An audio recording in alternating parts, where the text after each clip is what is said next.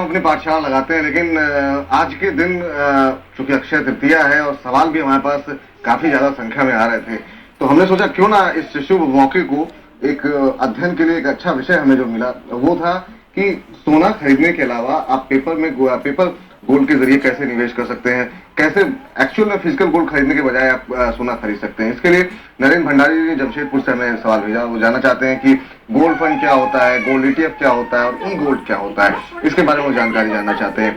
हमारे साथ फिर रजत बने हुए हैं, आज के हमारे अध्यापक। रजत, आपसे जानना चाहेंगे कि ऐसे तो सोना सभी लोग खरीदते हैं, अक्षय तृतीया का पवित्र दिन है, लेकिन एक्चुअल फिजिकल फॉर्म में अगर सोना खरीदना ना चाहें तो क्या क्या विकल्प हैं एक व्यक्ति के पास जिसके जरिए सोने में निवेश किया सकता है या सोना खरीदा जा सकता है बिना फिजिकल फॉर्म में होते हुए? तो बिल्कुल यहाँ पर 3 ऐसे विकल्प हैं कि अगर आप फिजिकल फॉर्म में सोना ना खरीदना चाहें और पेपर फॉर्म में खरीदना चाहें तो वो भी विकल्प यहाँ पर है। गोल्ड ETF के जरिए खरीद सकते हैं या फिर गोल्ड फंड के जरिए खरीद सकते हैं या फिर ई गोल्ड के जरिए आप निवेश कर सकते हैं। यहाँ पर सबसे पहले आपको गोल्ड ETF बताते होता क्या है। यहाँ पर एक्सचेंज फंड, यानी कि अगर सोने में निवेश करना हो तो एक्सचेंजेस पे यहाँ पर कुछ ऐसे फंड्स लिस्टेड हैं जिनमें आप अगर ट्रेडिंग करना चाहें या निवेश करना चाहें तो आप कर सकते हैं। और यहाँ पर जो बेंचमार्क रखा जाएगा यानी भाव सोने की कीमत के आधार पर किया जाएगा। जो फंड मैनेजर है वो सोने को यहाँ पर ट्रैक करेगा, उसमें निवेश करेगा और इससे जो रिटर्न जनरेट होगा वही रिटर्न इस पर्टिकुलर फंड का रिटर्न होगा। 1 ग्राम यहाँ पर सोने का मतलब है 1 यूनिट, यानी कि जिस तरीके से हमने यहाँ पर म्यूचुअल फंड की यूनिट बताई थी पहले, उसमें 1 ग्राम सोने की वैल्यू जो होगी वो इस फंड की एक यूनिट की वैल्यू होगी, उसी के अप्रोक्सीमेट यहाँ पर वैल्यू तय की जाएगी। और फंड यहाँ पर एक्सचेंजेस पर लिस्ट होते हैं, NSE पे कई ऐसे फंड्स लिस्टेड हैं। यहाँ पर आपको निवेश के लिए ब्रोकरेज चार्ज देना होगा, एक अकाउंट खोलना होगा, एक ट्रेडिंग अकाउंट खोलना होगा ब्रोकर के पास, और उसके बाद आप गोल्ड ETF में निवेश कर सकते हैं। जो फंड्स हैं ये सेबी रेगुलेट करती है, तो यहाँ पर कोई चिंता की बात है नहीं। इसमें फंड मैनेजर एक पैसिव वे में इन्वेस्ट करता है और आपको जो रिटर्न जनरेट होते हैं वो जितना सोना बढ़ता चला जाएगा, सोने की कीमत बढ़ती चली जाएगी, उतने रिटर्न्स आपके इस पर्टिकुलर फंड में आते चले जाएंगे। इसके अलावा ई गोल्ड भी होता है, तो ई गोल्ड ETF से किस तरह से अलग होता है रजत?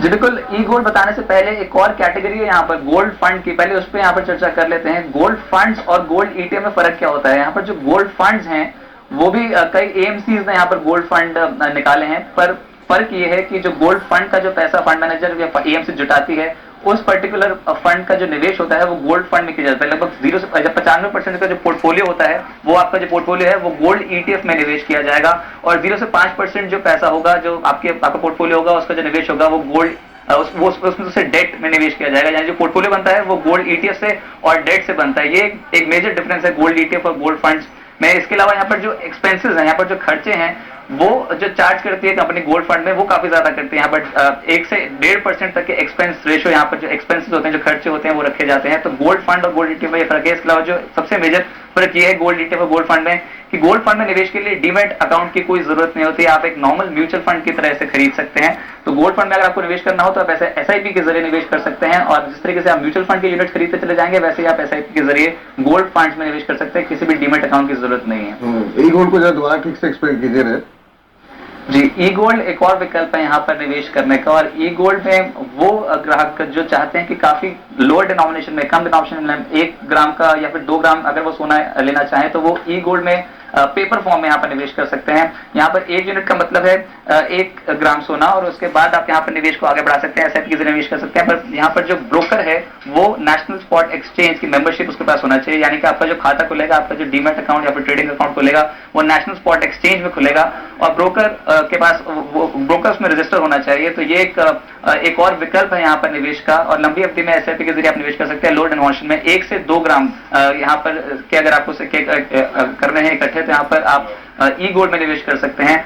और सबसे इंपॉर्टेंट यहाँ पर यह है कि अगर आप यहाँ पर फिजिकल गोल्ड में इसकी डिलीवरी लेना चाहें, यानी कि आपके पास अगर यूनिट्स काफी ज्यादा इकट्ठे हो जाएं, आपने काफी ज्यादा 1-1 ग्राम के यहाँ पर यूनिट्स इकट्ठे कर लिए, तो उसके बाद आप इसको फिजिकल गोल्ड में भी कन्वर्ट कर सकते हैं। तो ये काफी ज्यादा सहूलियत है उन लोगों के लिए जिनको शुरुआत में तो यहाँ पर एक एवरेजिंग का फायदा उठाना है, SIP के जरिए निवेश करने हैं, उसके बाद लंबी अवधि में वो जो उनके यूनिट्स इकट्ठे हो जाएं उससे वो फिजिकल गोल्ड में कन्वर्ट भी करा सकते हैं। जी, बहुत बहुत शुक्रिया इस पूरी चर्चा में शामिल होने के लिए, और ये निवेश करने का सोने में अलग अलग जो तरीके होते हैं वो हमें समझाने के लिए।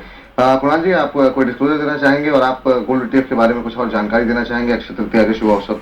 देखिए, सबसे पहले तो विपुल जी आप सभी को और साथ ही आपके सभी दर्शकों को अक्षय तृतीया की बधाई, और मैं उम्मीद करता हूं कि सोना आज आप लोग जरूर खरीदेंगे और शेयर भी साथ में खरीदेंगे। रहा आप सवाल, खरीद रहे हैं कुणाल जी? देखिए मैं शेयर जरूर खरीदता, लेकिन बाजार में परफॉर्म नहीं किया, इसलिए सोना खरीदने के लिए पहले शेयर का बढ़ना जरूरी है, तो वो होने का इंतजार कर रहे हैं। डिस्क्लोजर का जहां तक सवाल है, कुछ एक शेयर जिनकी आज हमने बात की, उनमें मेरे क्लाइंट्स के मेरी पोजीशन। चलिए, बहुत बहुत शुक्रिया आपका। चलिए इस बीच